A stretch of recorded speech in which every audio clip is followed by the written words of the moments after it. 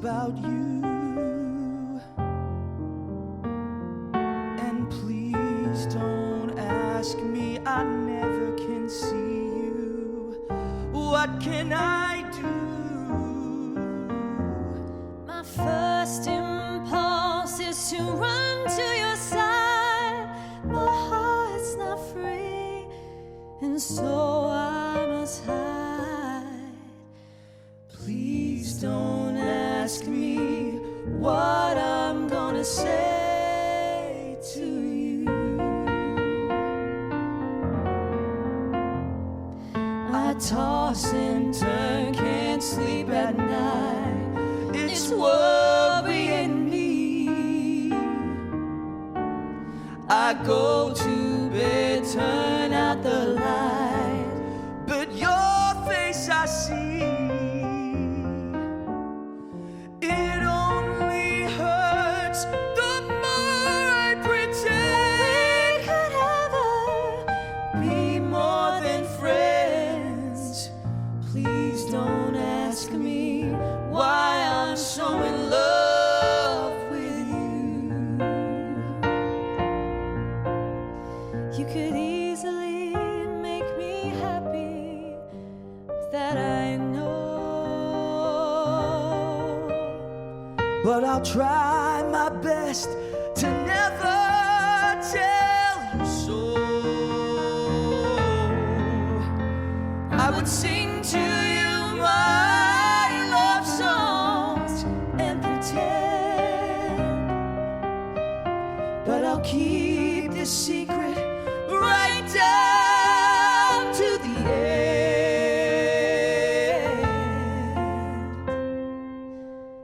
Please don't ask me why I'm not talking.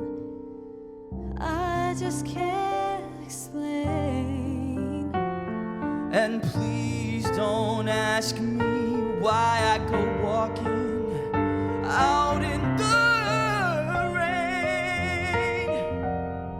I could not live the lie it would take. To have you near Would be a mistake. Please don't ask me why I'm so in love with you.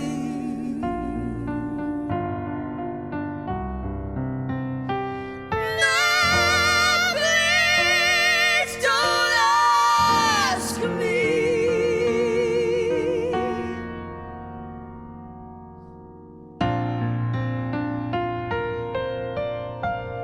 That was beautiful. Hello, everyone, and welcome to Honestly, I Just Want to Sing with My Mates, the podcast / video series where I get to do my favorite thing in the world, which is sing with my friends. And one of my favorite pastimes is to sing John Farnham. And if I'm going to sing Farnham with anyone, it's going to be this guy right here. So please introduce yourself. I was about to say, please introduce like there's an audience here. Please welcome Daniel Raso. Hello. What an introduction. That was great. I love that. Thank you. So before we get into it, I'm going to get you to tell the people at home your resume. I'm going to get you to read your own resume. Okay. So I'm going to get you to bow the camera and tell everyone who doesn't know who you are, or actually people who know who you are will be listening too. Why don't you give us your who, what, when, where, why, how life story? And go, hi, my name's Daniel Raso. Yeah, hi, my name's Daniel Raso. I am 37 years old. I have the maturity of a 12-year-old.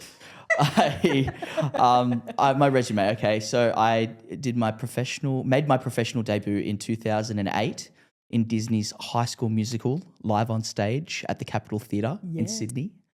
And I've been very lucky to kind of have a very good career. It's been nice. I've been lucky that I've been able to kind of go show to show to show. I did Grease, the musical, in 2013 with the amazing Rob Mills and Gretel Scarlett. I then went on and did Matilda, the musical, for 2.5 years. It was 800 and something shows, which was incredible. Like to be a part of such an amazing show and such an amazing cast of people, and it was great. It was so cool. What did I do after Matilda? Jersey Boys. Did some Jersey Boys, which was my dream show. We'll probably talk about that later. Yeah. What else? Jersey Boys. I did American Psycho at the Hayes, which was great. Then I did COVID, which was not so great. No, COVID. I did COVID too. It was not a COVID good was not experience. so great not a for great me. run. Then came out of COVID and we did some Joseph and the Amazing Technicolor Dreamcoat. We did some Spelling Bee at the Hayes. We did some School of Rock, an international tour, and also an arena spectacular version, which we can talk about. Oh my God. Then I did a little tour called Jesus Christ Superstar, which was insane, absolutely insane. And then went on to do Beetlejuice, which I'm currently on, but also managed to fit Gutenberg, the musical, into a gap. Yeah, the way that worked out was insane. So you're about to start back for Brisbane season? Or Sydney? Brisbane season of Oh my Beetlejuice. God. So I finish Gutenberg at the end of this week coming, and then I have a week off where I fly to the Philippines to go watch Jesus Christ Superstar in the Philippines. Of course. And then I come back and go straight to Brisbane and start up again for the rest of the national tour of Beetlejuice. Oh my God. Yeah. Crazy. It's crazy. It's mental. The way that kind of everything has worked out and fit together has been insane. Yeah.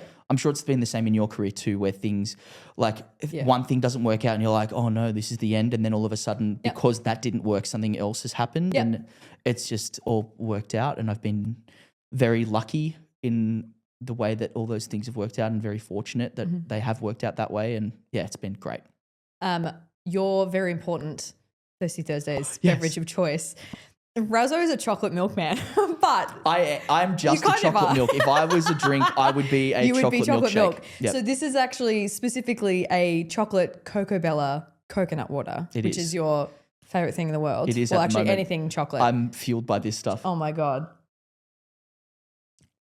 It's so good.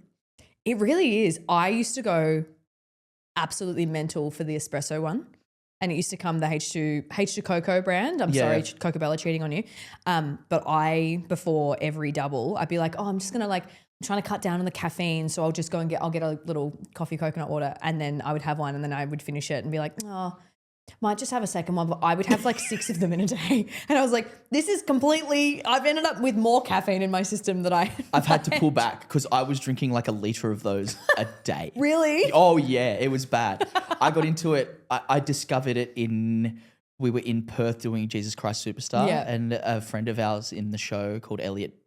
Elliot showed me the drink. We were in Rottnest Island. And obviously we'd been out all day cycling and seeing the quokkas and swimming, and it was a great day. And Elliot lives on coconut water. Like he's fueled by coconut water. Yeah. And we were catching the ferry back and he had the chocolate one. I was like, oh, is it any good? And he was like, try it. And I took a sip and it was love at first sip. That's it. It's all over. Delicious. Yeah. You need to try and find a way. Raso and I, sidebar, have known each other for a very, very long time. I think we realized it's basically 20 years. Yeah. Which makes me feel like I'm ancient. It's because you are ancient. I am ancient and I kind of live for it. But we have hung out and you used to make these Tia Maria chocolate milkshakes. And I was like, this somehow needs to make its way into we'll make it an alcoholic beverage. It's got to be a cocktail somewhere. Yeah, absolutely. Oh my God, it's surely someone will do it some eventually. kind of like island resort. Yep. A chocolate Cocoa Bella cocktail would be delicious. There'll be a pop-up at like Australian Open next year and it'll be all sponsored by Cocoa Bella and it'll be a Tia Maria Cocoa Bella collaboration. Crossover, yeah. You're about to go back to Beetlejuice. How long has the break been between seasons? Because I feel like it was this time last year was when I came to opening for Beetlejuice. Yeah, so we opened in, I think it was like May last year, 2025. Yeah. And then we did Melbourne up until September. Yeah. And then we had like like 6 weeks off. Yeah. And then we went to Abu Dhabi. Oh my God, that's and we did 10 shows in Abu Dhabi, which was insane. That it? 10 shows in a stadium. Etihad Arena. Mean? Yeah, it was amazing. It was so I love the Middle East. Did they change the show though? Or was it just they picked up the set? Look, there was a couple of script changes just because of the differences in culture. Yeah. And we wanted to be sensitive. Obviously, we're going into someone else's country. Yeah. And we want to be supportive of their culture and their choices. So there were a couple of like script changes and stuff like that, but nothing major. They built the proscenium in the arena, to make it feel like a theatre. Yeah, and then the seating arrangement was sat out like a theatre. Amazing. But yeah, it was awesome. I've been to the Middle East a few times. Like I went a bunch when I was younger. I did like a few like international tours of Barney the Dinosaur. Oh my God, that's right. But it's amazing how like all of those little, you would have gone back with Beetlejuice and been like, oh my God, this place is still here. And Yeah. oh my God, I love, Well, a place like that, they like, especially in like Dubai and Abu Dhabi, the amount of growth they have and how fast it grows is insane. Like Really? I was there, the last time I was there was like 2012. So it had been like, 12 years. Yeah. 13. I don't know. I'm not good at maths. It It's all right. had been a while. 5, 6, 7, 8, babe. That's Yeah. all you need. It had been a while. And there's some bits that are still there. I was like, I remember that. And there were some places that I recommended to people in the show and were like, hey, we got to go here and do this. It just didn't exist. A couple of them didn't exist, and some things that I'd remembered that did exist, which were amazing. We did this desert safari, which is like my number one recommendation for anyone that goes to like Dubai and Abu Dhabi ever. Like if you go there, do a desert safari. Okay. You basically take these Jeeps out into the middle of the desert, and they take you, these guys have been driving these Land Cruisers like their whole lives. They're so good. And you go duning over these giant sand dunes. You're going sideways down sand dunes. And then you get out into the middle of the desert, and there's kind of like this man-made oasis area. Wow. And you sit down, there's like a buffet of like traditional Middle Eastern food, and you can ride like boards down the sand dunes. You can ride like dirt bikes through the sand dunes. They have like falcons that you can hold, and it's awesome. It's so good. Everyone had the best time. And then the best part at the end of the night, after everyone's eaten all the food and smoked shisha and had dessert, they turn out all the lights, and you lay there in silence and look at the stars with no light pollution. It's so beautiful. It was the best. It was Now so I want good. to cancel my Europe holiday and Yeah, do go to the that. Middle East, yeah. That sounds good. Yeah, it was really cool. And then so you were only there for 10 days, and then you do Brisbane, and then 10 shows, and then we were supposed to go to Singapore, that's right. but Singapore unfortunately got cancelled. Yep. So we ended up having 6 months off. So we finished Oh in my God. December Yeah. of 2025. Yeah. And I start back up on rehearsals on the 28th of May, and then we open in Brisbane early June. So because you cover Beetlejuice, have you done like some people, there's two kinds of people. Before you go back to a show, they will start singing it in again, like 2, 3, 4, 5 weeks in advance. Or some people just rock up and go, all right, let's see what's going on with it. Yeah. Ooh, okay, let's go. Are you somebody who has to sing? Are you going to sing it in? It's hard. This one, I don't like to sing in too early. Like I won't start yet, but I will kind of probably the week before. Yeah. Just because the Beetlejuice voice is so specific and difficult to navigate and make sure it's safe and healthy. Yeah. And then just kind of running the lines. Like they're all there. Like it's the same. It's one of those things like when you've done a show that many times, it's all there. It's just like Muscle reminding memory. myself and going, oh, that's right. That's what happens there. Yeah. Did you have any assistants? Did they like, obviously a lot of theatre in Melbourne, it's like you have all these great connections. We were talking about Deb Filand like literally right before this, but that you have all of these amazing people that sort of come in with teams of shows to help out with that kind of stuff. Did they team you up with somebody who was like a voice therapist, or were you just like, okay, no, I figured out how to do this. This feels safe. I'm not hurting myself. Or Well, it's a mixture of both. So obviously when I auditioned, I had my version. flying blind. Yeah, You'd have been like, all right, here we go. Yeah, I'd heard the cast recording in 2020, 2019, 2020. I'd heard the cast recording. It was kind of like, I could do that. And then started trying to figure out how to do that voice. Because in my head, I was like, being musical theatre, people were always kind of like looking out for what might come. Yes. Always. It's like if shows are doing well or shows are kind of like, I'm like, that's You're on like- my radar. You're I like, think this that will could be come here in 18 months. Yeah, I'm like, okay, it's written by Eddie. Yeah. He's incredible and Australian. Yeah. They need to promote him and his show. Yeah. And it's such a great show because also it has such a cult following and also like pop culture. It's so well known in pop culture because it's Beetlejuice. People know it. So I was like, it's the perfect kind of brand and show to bring to Australia. So I knew it would come eventually. I just didn't know when. Yeah. So I was like, well, I'll start trying to figure out how to do it now. Yeah. So I kind of worked and I called my shower my workshop. That's where I figure out everying. Yeah. So like Get the shower is steam like, in there at the same time. yeah. though. So I'm steaming, washing and making funny noises. That's my shower. Absolutely. And then eventually figured it out, a version that I thought was safe and good and it was all great, and then did the audition and they seemed happy with it. And then once we got cast and then we're getting like amped up to start rehearsals, they set us up all the Beetlejuices and the Beetlejuice covers with an ENT down in Melbourne, and we went in for like a screening and a scan. They put a tube down and get a made us do the baseline. voice and made sure it was all safe and we were doing everything right. Yeah. And we also had a voice / dialect coach come in named Jess Chambers, who Great. I've worked with a bunch before. She's the best. Yeah. And came in and like listened and was like, okay, what do you think about this, that? And for me, for Beetlejuice, it's all about the amount of air pressure I'm putting through my vocal folds. Yeah, okay. To make sure I'm not making them vibrate too harshly so they don't swell. And was that like you've always had good vocal control, but did you have to do an entire shift in how you were thinking about how you use your voice? I feel like it's one of those things because you see those interviews with OG Alex Brightman and he's just like, oh, I can just do it and it just happens. I feel like it's because of that there would be pressure's the wrong word, but I feel like you would think that there would just be this narrative of like, oh, well, everyone who's doing it can just do this exact weird, freaky thing that he's able to do with his voice. But have you found that like, has it changed your relationship with your voice, or was it something that you're sort of like, oh, I've always known how to use this part of my voice a little? Well, no. So that part of my voice is something that I had to discover brand new. Yeah. I've always been able to do weird things with my voice. Like I've always done funny voices like since I was a little kid. Like I always was like, I remember seeing Mrs. Doubtfire, the movie, and seeing like Robin Williams' job was being like a voice actor, like at like voicing animations. And I was like, I could do that. I could do silly voices. I was like 6. I was like, that's stunning. that's me. I could do that. So I've always done weird stuff with my voice. I've always enjoyed doing that. But the Beetlejuice specific sound was something that I had to work on and figure out how to do it and make that kind of gravel and that sound, but also be able to control pitch and make it sound like I've got emotion and different dynamics within it. So it sounds like a real voice and it's not just like this monotone, just gravel, like just this is it all the time. Yeah. But each of us, like all the different Beetlejuices, including Eddie, have all got different techniques on how they do it. Like Eddie's voice naturally already, like Eddie's voice has like this cool raspiness to it. And I think he really leans into that. Yeah.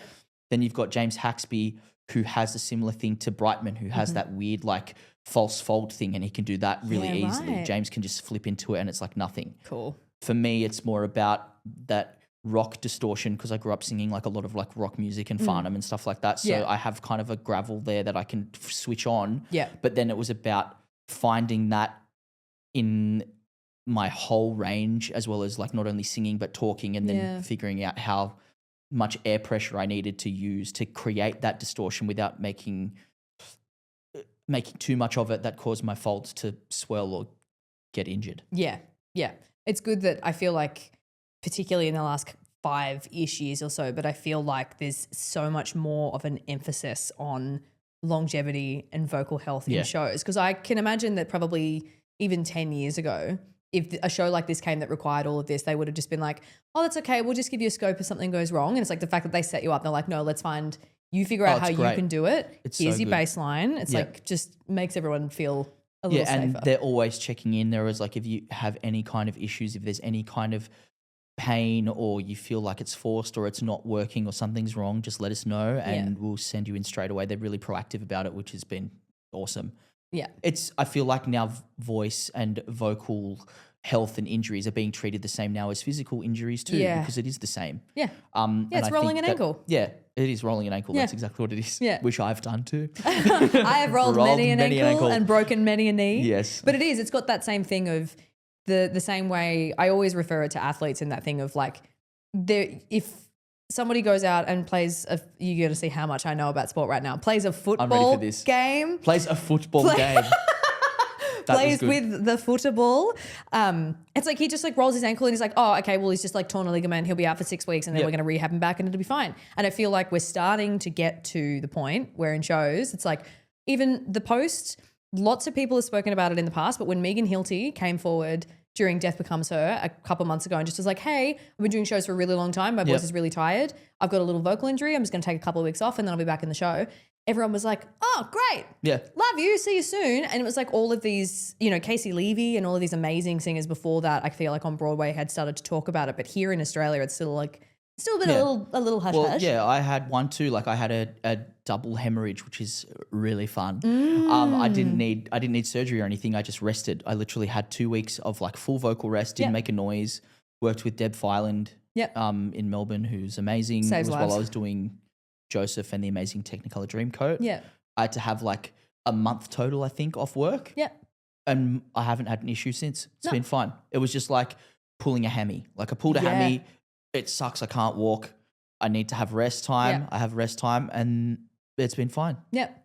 It was just an unfortunate injury from overuse because I'd been so busy. I'd been singing so much. Yeah. I'd been singing School of Rock too, which is like really high belty stuff. And Yeah, then of going course. straight from that into, I had no days off. I literally finished on the Sunday and then started rehearsals for Joseph on the Monday.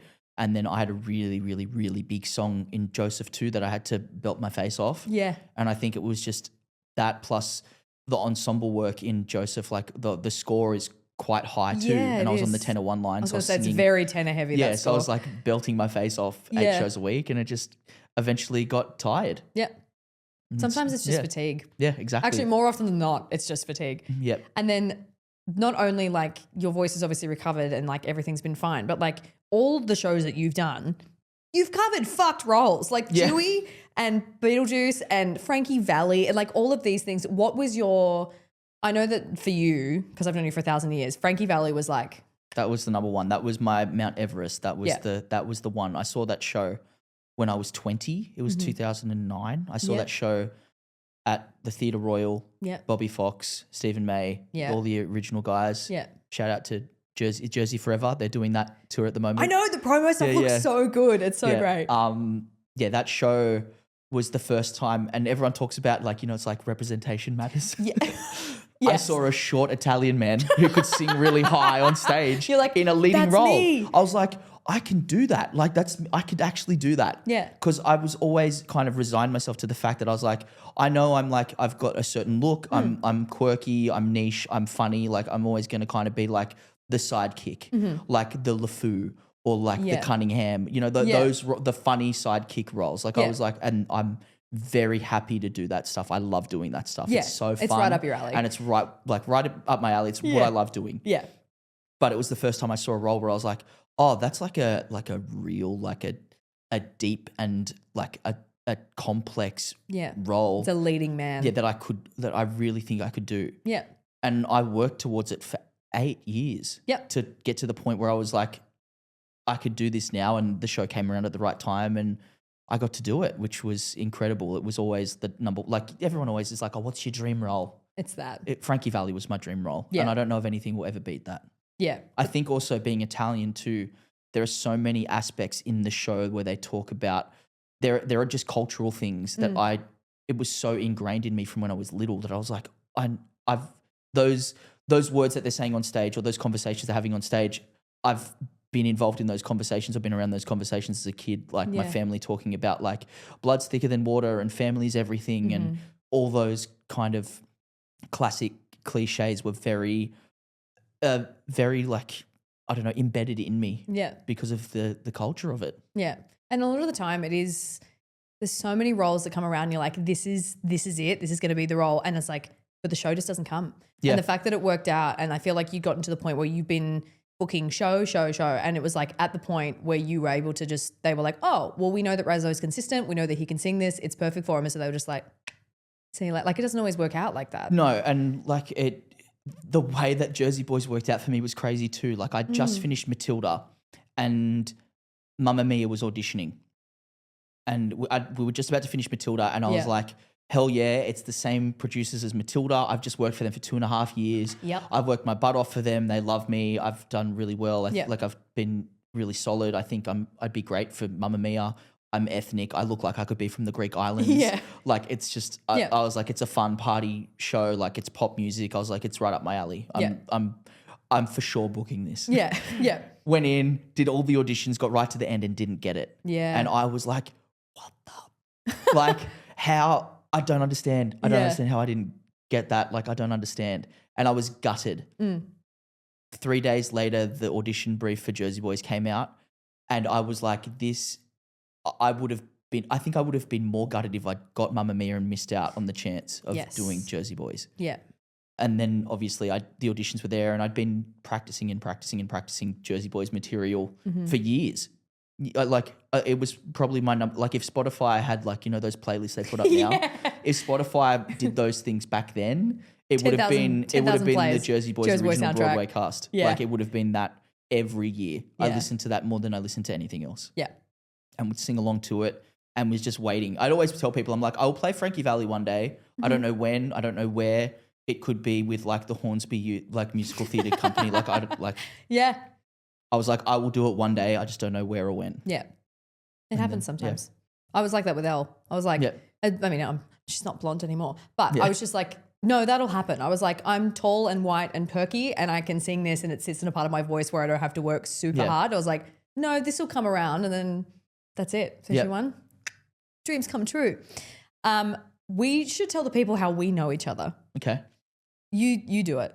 I'll do it. I'll do it. So I started teaching when I finished with High School Musical in 2009. Yeah. I had a very dear friend in the show called Scott Morris. And Scott Morris had referred me to a little studio known as Brent Street. It's really small, really niche. Small. No one really knows about it. Nah. To come and teach some like musical theatre classes I think it was in the holidays. It was like a school holiday program. So I came and taught with Scott. We did like a High School Musical workshop. Yeah. And then at that time was when I officially met Jackie and Wayne Howard, who ran the school at the time. And then they invited me to continue teaching there. They were like, hey, we've got some like after school classes and kids classes to come and who are doing musical theatre. Do you want to come and teach? Yeah. And I didn't have a gig at the time. So I was like, absolutely. Yeah. Great. So I started teaching and that's when I met Enter you. me. Enter you. As a student, just being like, hey, the green and blonde, white. I was just like, ooh. But it was so interesting. It was like I grew up with Scott and all of a sudden I was like, as soon as I met you and I was like, oh, the two of you being friends on that show, I was like, this makes sense. Yeah. And then after that, it was very obvious very quickly that we were like, oh no, we're going to be friends. This is going to be great. Yeah, we kind of operated on the same wavelength. It was good. Absolutely. Yeah. And then it was like, we just immediately started talking about Pokemon and all nerdy things. And then very quickly it was like, have you ever heard of Farnham? Yes, I love Farnham. Oh my God. And then we went to Farnham. Yeah, we went and watched, what have we watched together? We watched Farnham together. We've watched Jessie J. Oh. I have a photo of us just lying on the floor of the concert of Jessie J because I was like, I couldn't leave. It was like we made it into the mosh and we were right down the front and I was like, I'm not leaving. So we just have all of these photos of us just like lying on the floor just being like, what did we just witness? But I feel like we have the same taste in music. Yeah, very much so. It was always Farnham, Jessie J, Tori Kelly, all of those vocalists. Crazy vocalists. Oh, all of those riffy babies. It's my whole like Instagram feed and YouTube feed is literally either sports or crazy singers. Like that's it.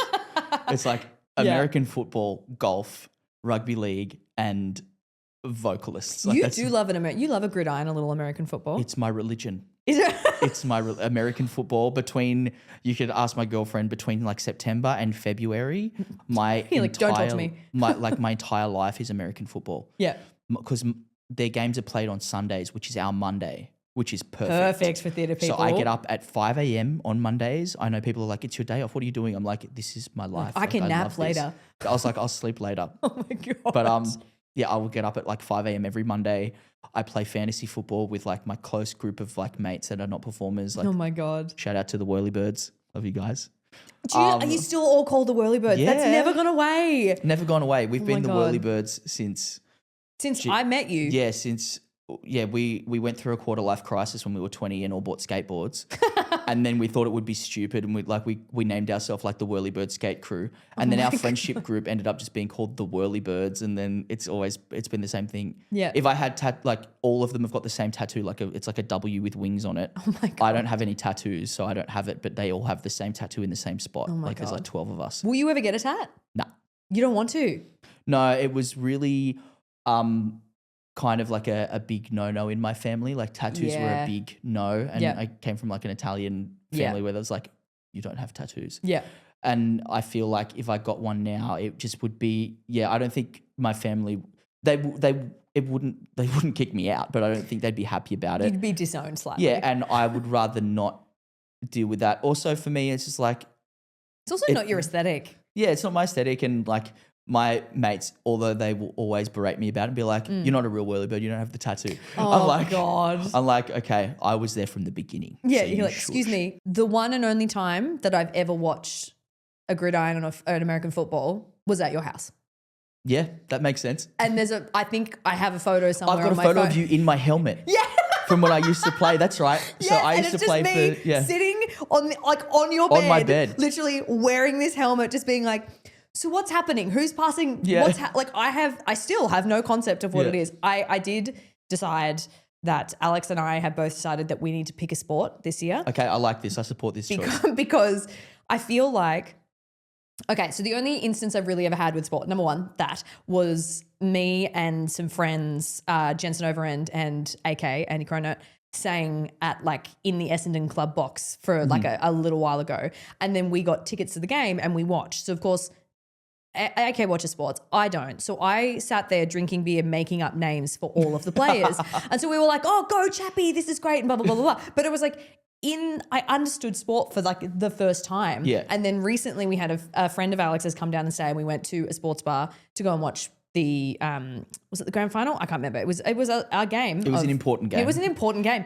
Enough that people were going to this pub to go and watch it. And I was like, I think I need to pick a sport because I understand the camaraderie of it and I didn't even know what was happening. Do you feel like you'd be more of a team sport person or an individual sport person? Team sport. Okay, well then I think being Melbourne, you kind of have to go with AFL. I know. I think you kind of have to, unless you're really not into it. Well, no, but I just didn't understand it. So I Fair. was like, why are sometimes they're touching the ball and then they can pass it, but sometimes they're passing backwards and then they're kicking it, but that's only worth 1. And then this one's worth 8. And I was just like, I don't understand how any of the scoring system. It's worth 6. Oh. If you get a goal, it's 6, and then if you get a behind, it's worth 1. Okay, well. That's the point for trying, but you missed. It's like you tried really hard, So so you we'll get give 1 you a point. It's like a participation award. It's It like is. you just get 1 point. Anyone that watches AFL that's like a real big fan is going to hate me for saying that. Oh but no! I mean, I just said you get 8 points, so I think I'm going to get shot before you do. So that's fine. Maybe. But I feel like at one point I was like, I could do basketball because I used to watch a lot of basketball. True. Because of Michael Jordan and Space Jam, and I used to have the little like key ring on my like house keys, which was the Daffy Duck, and then it was Michael Jordan on the other side. And so Oh, I was like, that's sick. I could do Chicago Bulls. That's fine. But then I just have never gone back to. I had one of those, do you remember those old Velcro wallets? Yes. Yeah, I had a Space Jam Velcro wallet that I think I got from like the Easter show. Oh like my a God, show bag, like a yeah. Space Jam Easter show bag, and it came Yeah. with one of those Space Jam Velcro wallets. Oh my God. It was so sick. I had one of the Pokemon wallets that was one of the ones of like, I don't know how it works, but it's like the mechanism where it's like crossed over and you just like unfold it and it folds the other way. It like is this like weird little Velcro Oh, thing. so it looked like a Pokedex. Yeah, it was a full Sick. Pokedex. And I was just, I love that you say Sick. any other person would be like, why is that cool in That's any? sick. Yeah, it was very fun. But I am highly addicted to Pokopia at the moment. To what? Pokopia. What's that? You need to play it. So it's Pokemon Pokopia, and Okay. it's like Animal Crossing, but it's Pokemon. I've never played Animal Crossing. I, have know what also it is, but I've never played Animal Crossing because a lot of people found it in COVID. It was like, oh Mm-hmm. my God, it's like my happy, like serotonin, very chill like game. And I think in my brain I was like, oh, it's like Minecraft but cute is kind of what I thought it was. And the whole game, it's post-apocalyptic Pokemon, and you start the game as a Ditto. And you go, oh, I don't know where my trainer is. I miss the humans. I don't know where the humans are. So I think I'm just going to try and like clean the place up and like get it ready for when the humans get back. And then like you like walk into a little area and it's like, oh, look, there's like a really, like it looks like a Pokemon. What is that? And it's just like Squirtle like dried up on the ground. And it's just like, I need water. And then as a Ditto, because you can like morph into other you can turn Pokemon. into it. So then you water him and it's like, oh, look, you watered it and now some grass. And then a Bulbasaur appears and you're like, oh my God, it's a Bulbasaur. And you basically just restore habitats and go and do all these little quests. Is it played on your phone? Or is No, it Switch 2. Switch 2? Yeah. And I was just like, I don't have the Switch 2. I've only got the Switch 1. I'm so sorry. I traded in my Switch 1.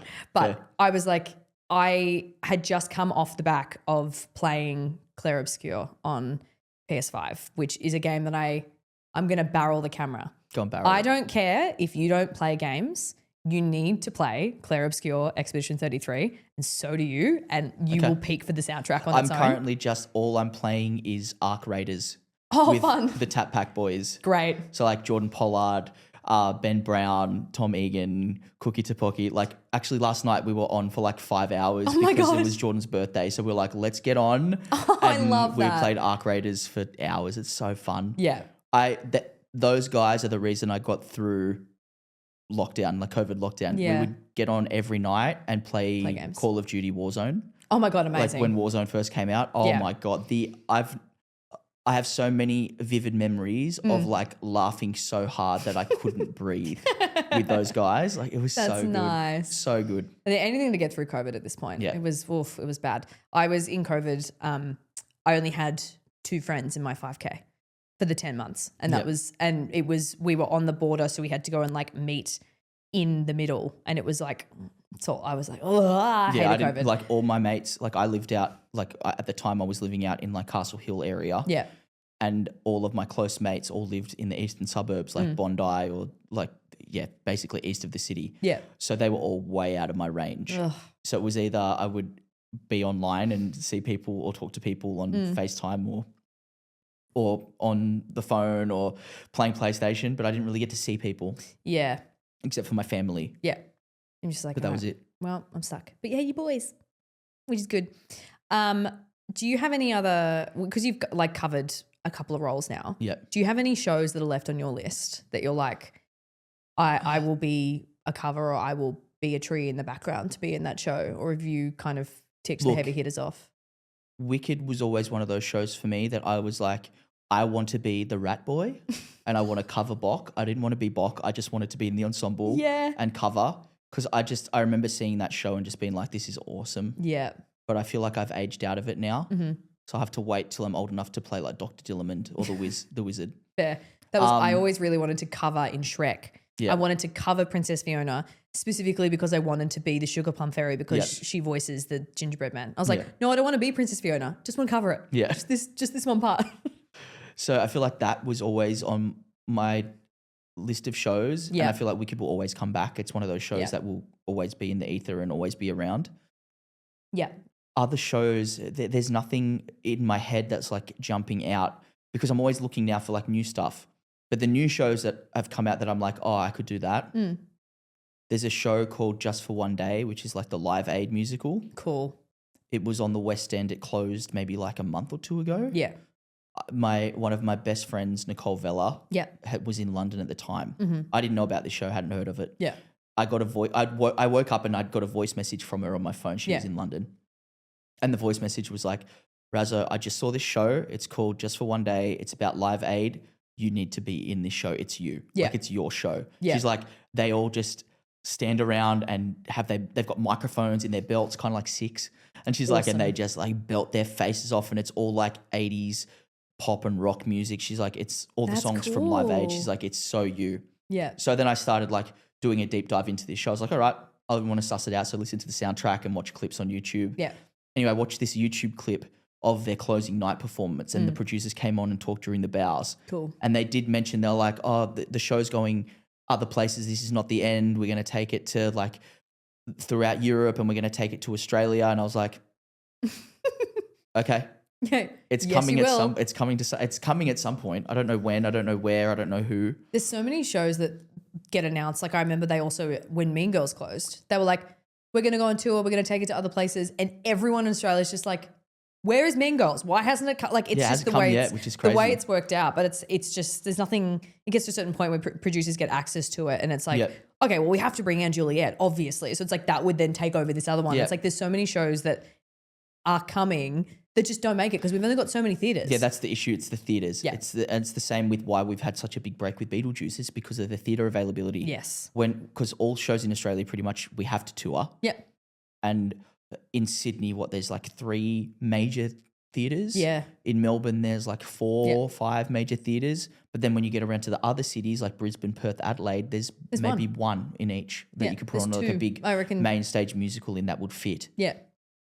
And then it's all about timing those tours with all the other shows as well. So it's like, because you've got like MJ's in Brisbane now, I think. Yes. So it's like, okay, we've got to wait for MJ to move for us to go into Brisbane. Yeah. And then I think MJ's in Perth and then we move in after them. So it's always about making that jigsaw work, which is, I'm sure, a huge nightmare for all producers because they're like, we've got this show and we want to do it, but there is nowhere to do it. Yeah. It would suck. I remember also when all of the shows got delayed during COVID, I remember, obviously rightly so, because the producers weren't making any money. They like let a whole bunch of shows go from their books. So then all of these spots popped up. But then because everything got shuffled back 8 months, it was like, I remember there being this okay, so who's going to go? Are we going to go to Adelaide first or are we going to go to Perth first? Because we're here, but also Hamilton's here. And all of these shows were waiting for like 2 spots in the theatre. And just the way it worked out, it was like, okay, well, Frozen, you can go here and then Perth can go. But it's just in limbo because you go, well, we've only got, there's like Big Crown Perth Theatre and then there's the smaller theatre there, but it's like we could never have gone in there. And it was just the way. I think it's His Majesty's Theatre, the one in Perth. I think the so. smaller one. Yeah. Yeah, it's good for some shows, but I don't think like those main, like big ones like Frozen, there's no way it would all fit. No, but the jigsaw puzzle is half the reason that shows don't end up going Yeah. to places. And I feel so bad for sometimes like I feel really bad for Perth and Adelaide's getting a few more and I think QPAC is really solid. So I think Brisbane gets a few. But I think it's like, Adelaide, the festival centre, just had like some refurbs done. So I Yes. think that's why they're like, bring everything here. it's really good. The dressing rooms excited back there to are go back. very nice now. Yeah. And knowing what they did look like and sort of the colour scheme, it's like they've maintained parts of the building to be like, this is what it used to look like. But then you walk in and all the dressing rooms are like, they've all got like the LED lights on the mirrors and the floor's really nice. And you're like, oh, this is going to be good, good Last to time I nap was there, on. the floor was lino. Yeah. Oh my God, it was that like red and cream. Yeah. Oh my God. This episode is proudly sponsored by Jammed Productions. Piano track for today's episode, which was Please Don't Ask Me by John Farnham, was provided by Jammed Coaching and Piano Services. Jammed offers coaching and piano services for performers and musical theatre artists, including custom backing tracks and personalised sheet music cuts. So find out more at jammedproductions.com.au/coaching. Jam is spelled JAMMD productions.com.au/coaching. And they provide contract producing services, marketing for both independent and commercial live theatre and entertainment and more. So check them out. It was very, very easy to ask for this customized track for this particular recording and very easy, very quick, very fast turnaround. Thank you very much to Jammed Productions. I was really sick last week and was on some steroids and I apparently still had them in my bag because inside the fishbowl of questions is my prescription of prednisone. So I was like, you know what? That's going to stay in there. Should we pop a Preddy each? Just let's get Absolutely not. I would never give you prescription drugs that are not that are only mine. But this is a mix of questions. Some of them are really silly and really basic. Some of them are really intense. deep. Okay. Yeah, they haven't been too bad so far, but we'll keep the prednisone in there. But you're going to pick a question and then we'll answer, and then I will also do one. Here we go. Some of them are quite large and some of them are very teeny tiny skinny boys. Is that one? Okay. And we'll see how we go. Secrets. Oh, here we go. Okay. What is something that you considered doing but you were glad you never did?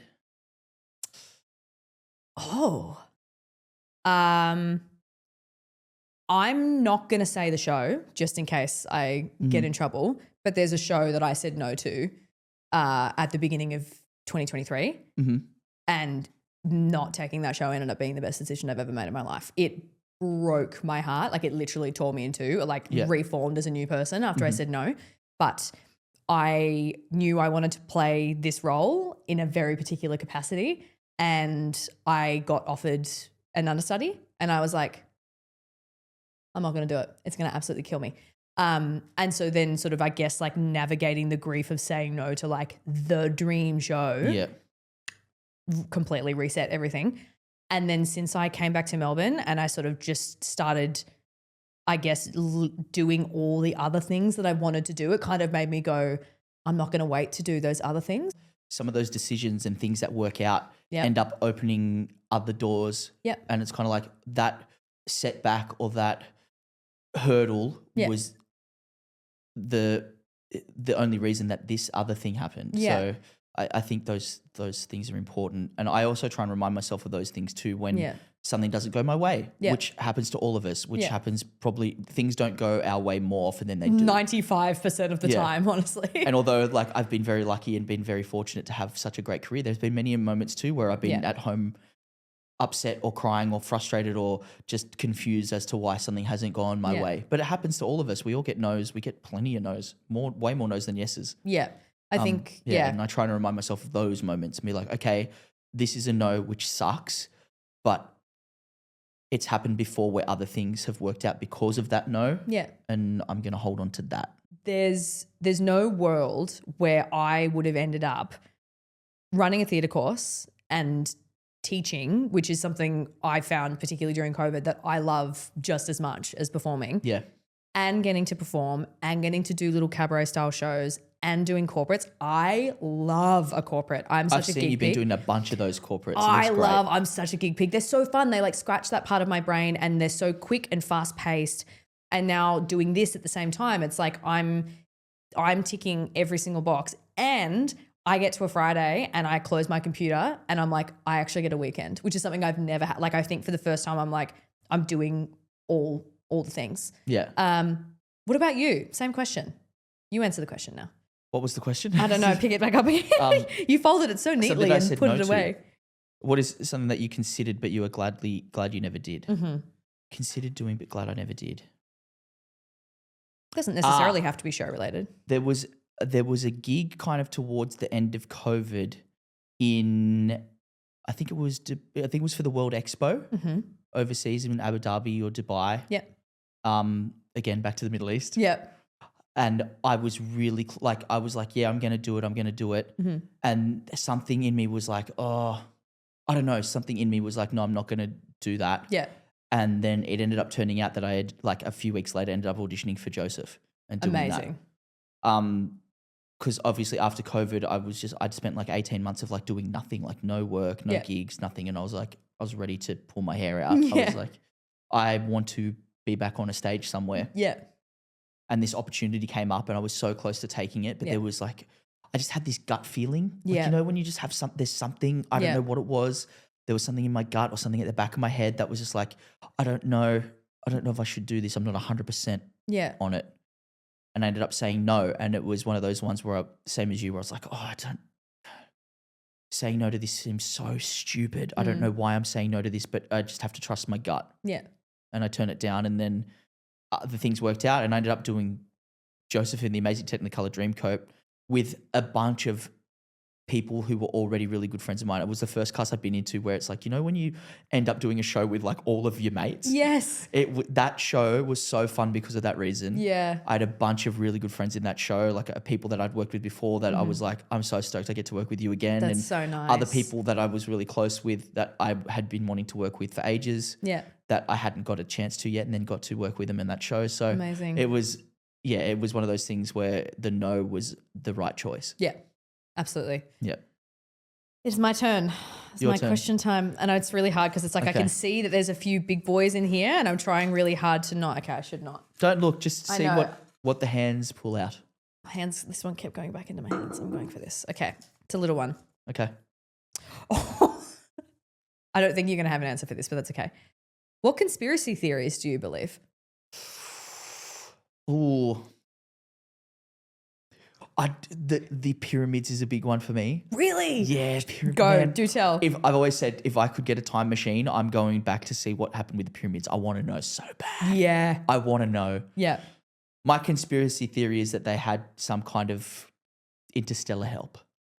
Okay. That's what I think. Oh my God. Like I don't know if I fully believe it, but I want to believe it so bad. But there's I so wanna many like believe. that. You're like, I want people walking on the moon to have been fake and to have been like, you know, all of that. But it's like, you don't actually believe that, but oh God, it Yeah. would be better. Yeah, I would love for it to come out that there were like aliens that helped build the pyramids. That would be so sick.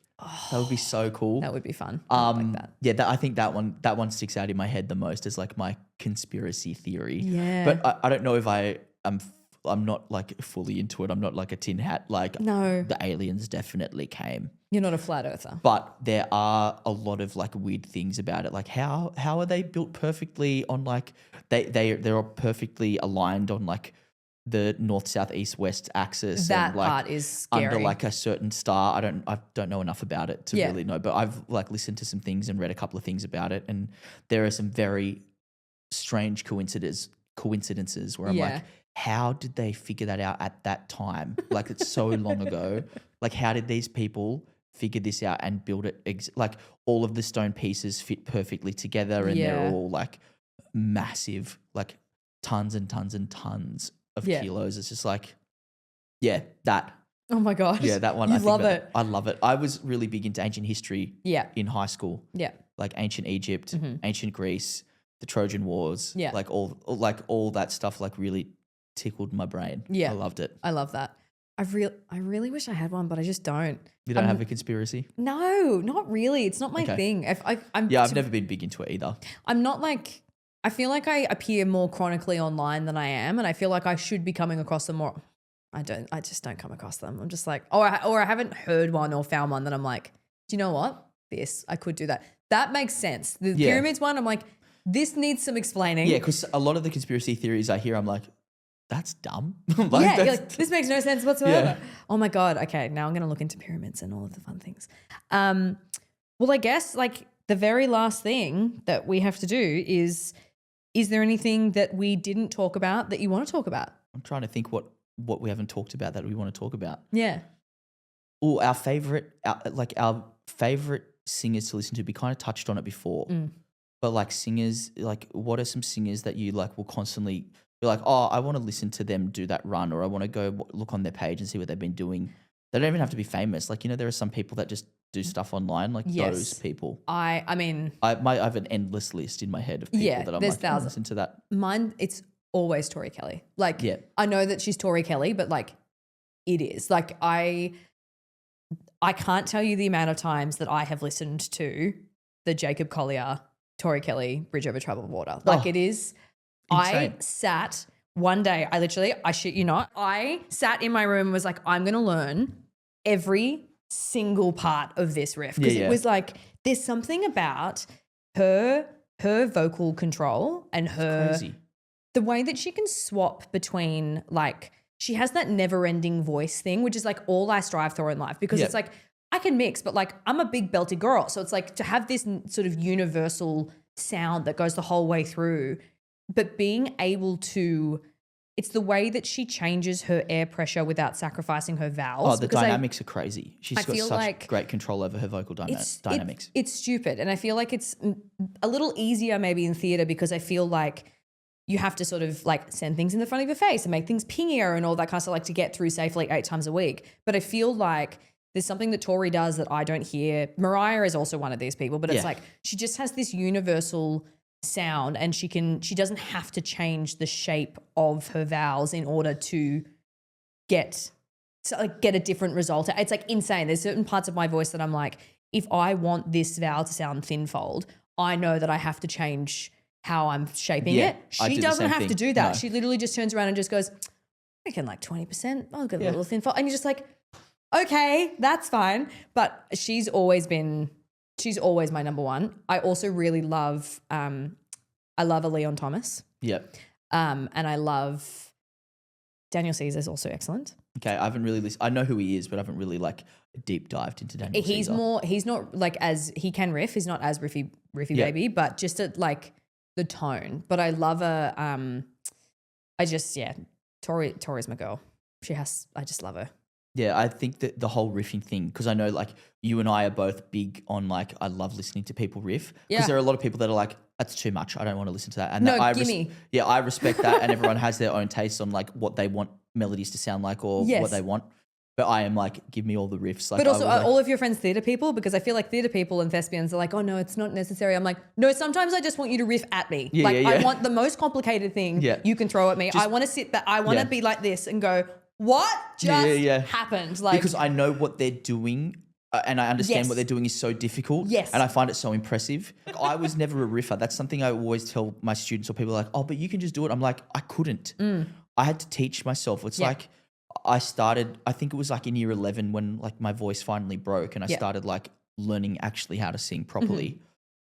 And I started listening to artists that could riff. Like I found like R&B, like I was like listening to Boyz II Men and Usher, and I was like, how are they doing that with their voice? Yeah. Or like even guys like Guy Sebastian, like who I'd listened to on Australian Idol, like who has just these, some of these people just have this natural ability and natural dexterity with their voice where they can just like riff like crazy. I couldn't. Yeah. And then I kind of developed this, my own, what I thought was my own technique. And then found out years later, heaps of people do it, like Natalie Weiss, like breaking down the riffs. Like it was like, I would literally just sit there. I remember the first riff I tried to do was like this 4-note riff in Lost in the Wilderness that my singing teacher was trying to get me to do, which is in the bridge, already we are lost. Yeah. That run. Yeah. But I would sit there and go, lost.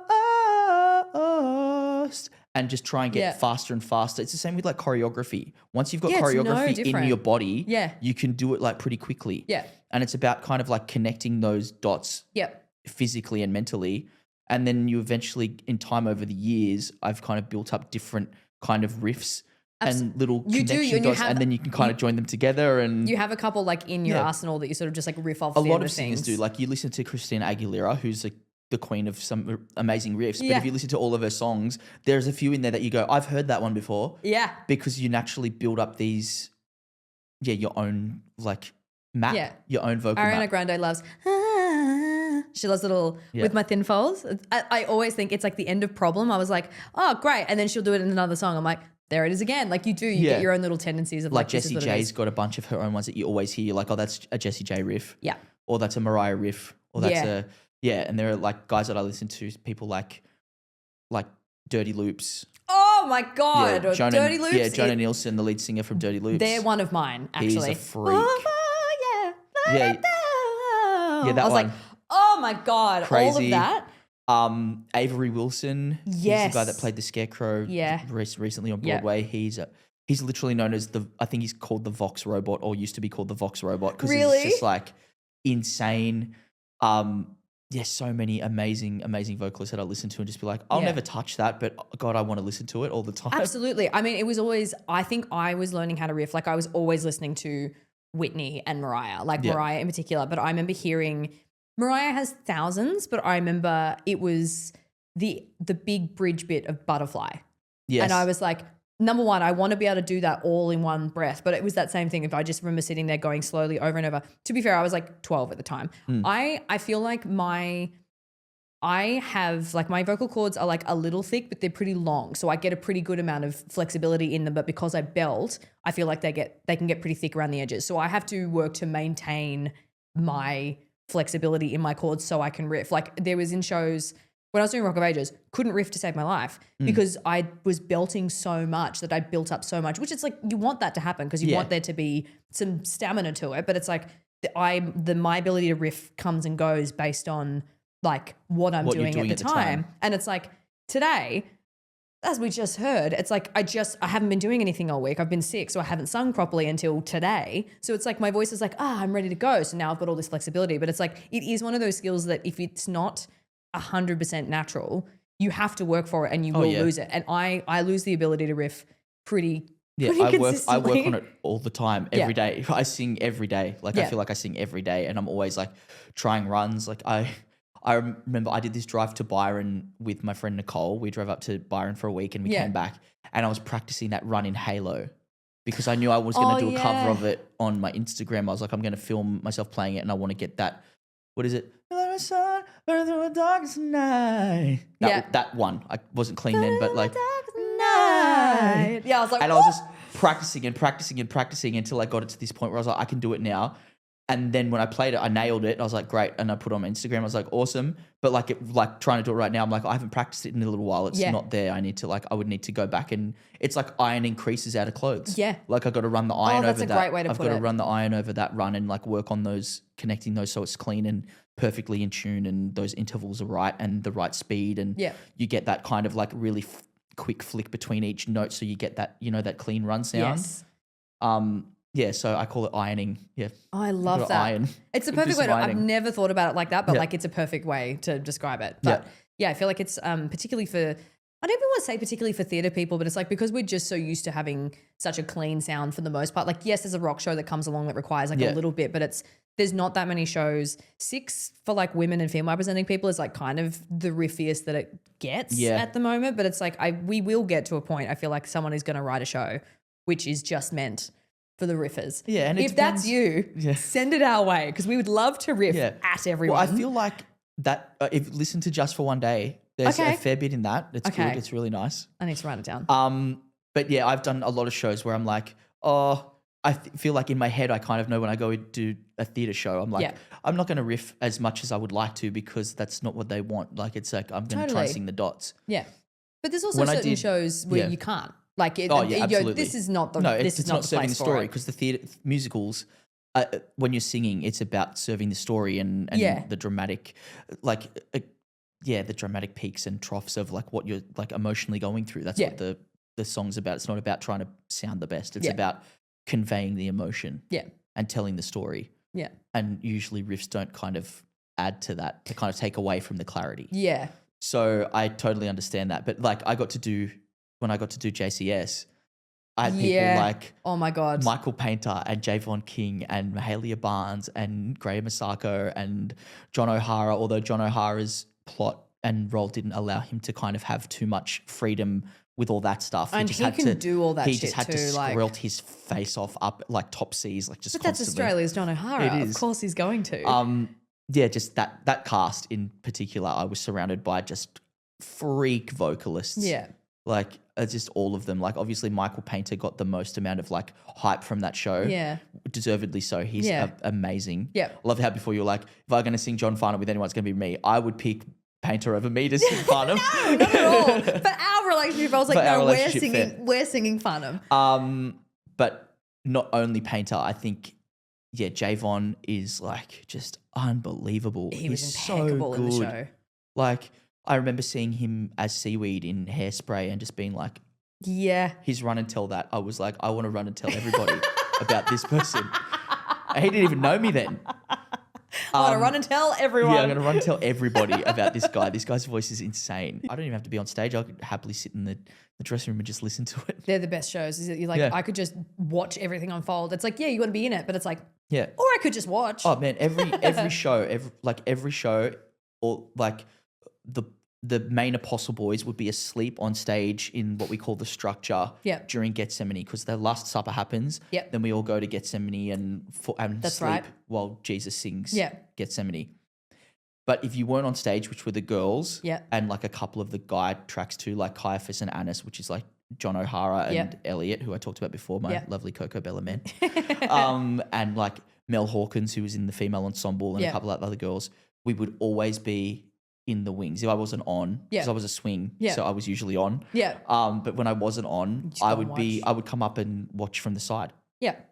Just also because Michael's like technique, I would love, like I used to ask him a million questions, like, how are you doing that? What are you doing there? I honestly, like, if this show goes well, I'm like, for season 2, I was like, I would love to get him on because part of me is like, I just want you to sit in that chair and I want to talk about the mechanics of how you do what you do because it's like there has to be an element to it. Well, if It's season like, 2 happens, just tell me. I'll message him. Be I'll like, Michael. hello, do you Yeah. want to come sing some more Farnham? Yeah. But it's just he has one of those voices. I'm just like, I want to rack your brain. I want to know how you do this. Yeah, It's and he phenomenal. just natural, like people just have natural gifts.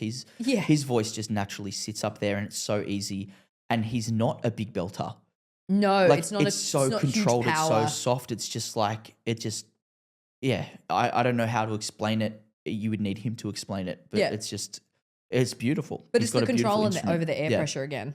Yeah. Talking about a lot of air pressure chat today. It's what it's about. Bring a bike pump in Oh next time. How many PSI is that? Oh my God. And with that, I reckon we're going to call it for the day. Okay. And Raz is like, great. Good evening. Thank you very much. I could go for another 2 hours. Yeah, I know, but I'm looking at the ages. timer ticking in front of me and I'm like, we have to call it for the day. Okay. But thanks for coming to sing some Farnham with me. Thanks for having me. And it's very nice to have a chat because I haven't actually seen you in person in a very long time. So this has been very, very nice. Yeah. And everybody, I will see you next week. Tune in then. Bye. Bye. For this episode, we just wanted to give a very special shout out to Todd O'Mara at T&E Management, who has very kindly sponsored this episode. Todd has represented both Raso and I for, my entire career and yours since as well. 2011. And have to say is one of the kindest, hardest working agents I've ever had the pleasure of working with. And also, if you want an agency and you want someone who's going to fight for everything that you actually need in a contract and care about you, Todd's you guys. So if you're ever looking into representation, look up T&E Management. We love you, Absolutely. Toddles. Love you, Todd. Bye.